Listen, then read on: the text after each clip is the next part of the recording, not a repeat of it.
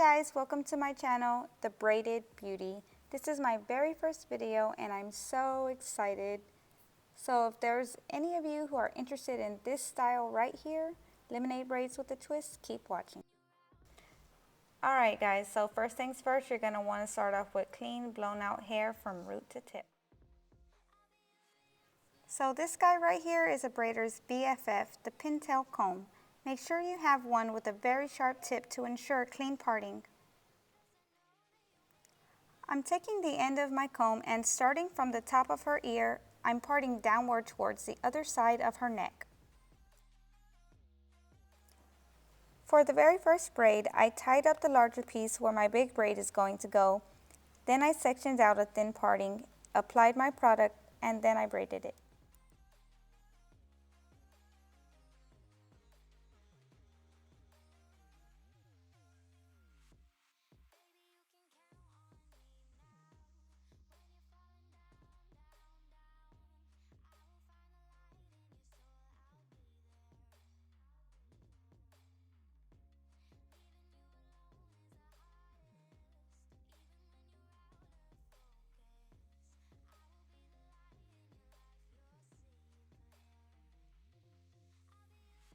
So if you guys haven't heard about this product, let me tell you, it is a game changer. It's like magic in a bottle. It'll lay anything down.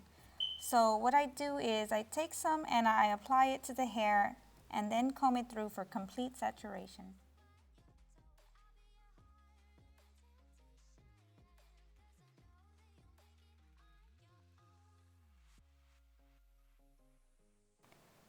The way I do my stitch braiding method isn't all that different from any other braider. It's pretty much just my hand position. I'm just doing a 3-strand braid, and as I'm twisting, I take my nail and grab some hair and join it to the center strand of the braid. So each time I twist, I do this. As you can see, my hand position is a little different from most braiders. This is because there was no YouTube around, y'all. It wasn't that easy. I feel so old.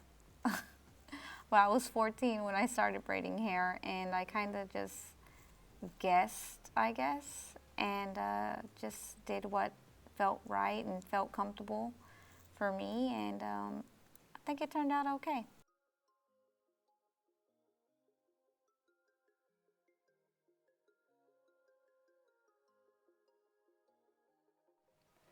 For my second braid, I decided to braid 4 small braids going downward, which I will bring up and braid it into the larger braid like this.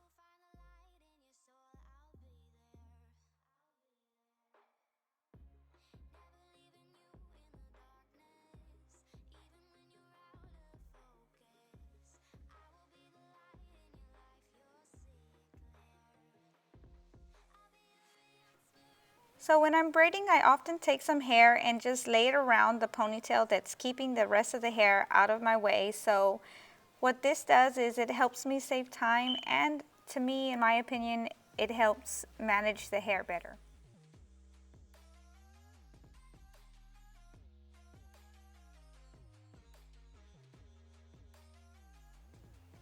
As I'm braiding and I reach the position to where my little braids end, I'm going to join them into my bigger braid and making sure that I pull them tight so they're not hanging loose.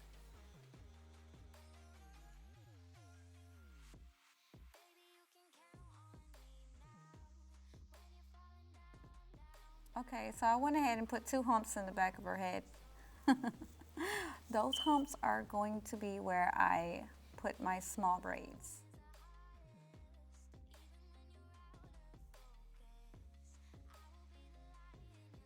I always find that the back is the very thickest part of the hair. So what I'll do is I'll take that section where I'm going to apply the big braid. I open it up in the middle and I apply that shine and jam into the center of that section of hair. And then I apply it on the outsides also and comb it through just so I have complete saturation, and it stretches out the hair so it lays flat. And as you can see here, I went ahead and sectioned out a thin piece of hair And this one's pretty much just going to be a straight braid going into the big braid.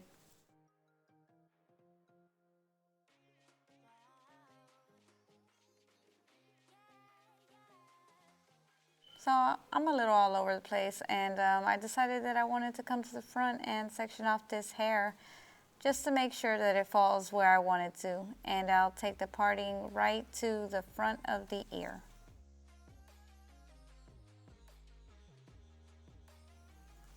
So I went ahead and came back to the back and added in 2 small braids that I'm going to add into the 4th large braid. Okay, so let's talk about these edges. As you can see, hers are not very full, but that's okay. We're gonna work with it. So what I do is I'll comb it and comb it until I feel like it's covered enough. And I'll brush it back a little bit to where I feel like it's safe to start braiding. Now, if you feel like it's necessary and you need more coverage, you can also use this stuff called Topic hair fibers to help with that issue.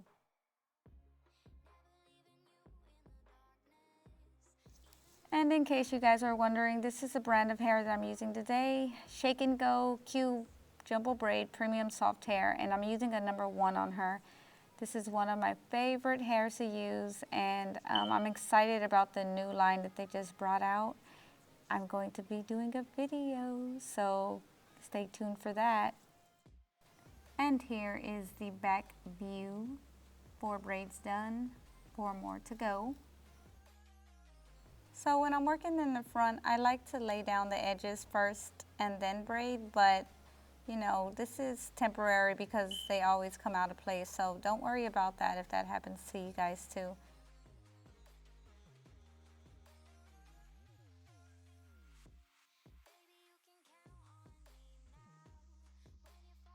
So here's a close-up of my feed-in method. I hope you guys are able to tell how I'm doing it.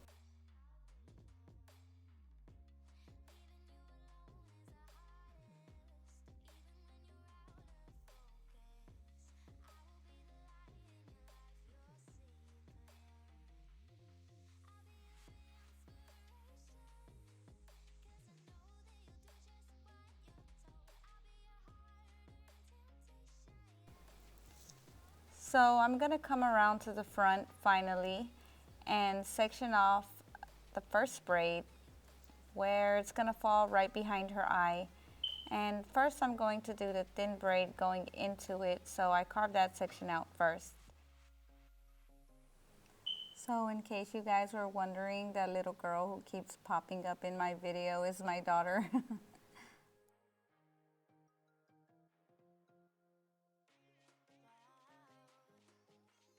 I went ahead and braided all the braids to where I wanted them to fall, and I took my thinning shears and tapered off the ends.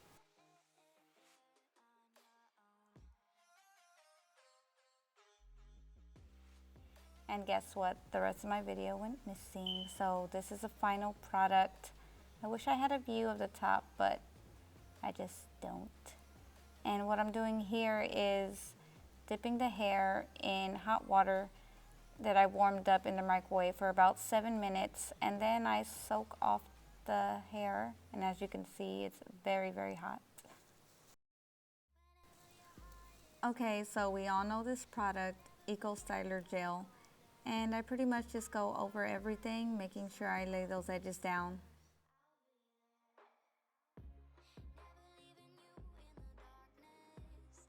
So we're finishing off with an oil, and this is one by Dark and Lovely. It smells so good and it has a pretty shine to it. Take the end of your pintail comb and find any imperfections and tuck them into the inside of the braid.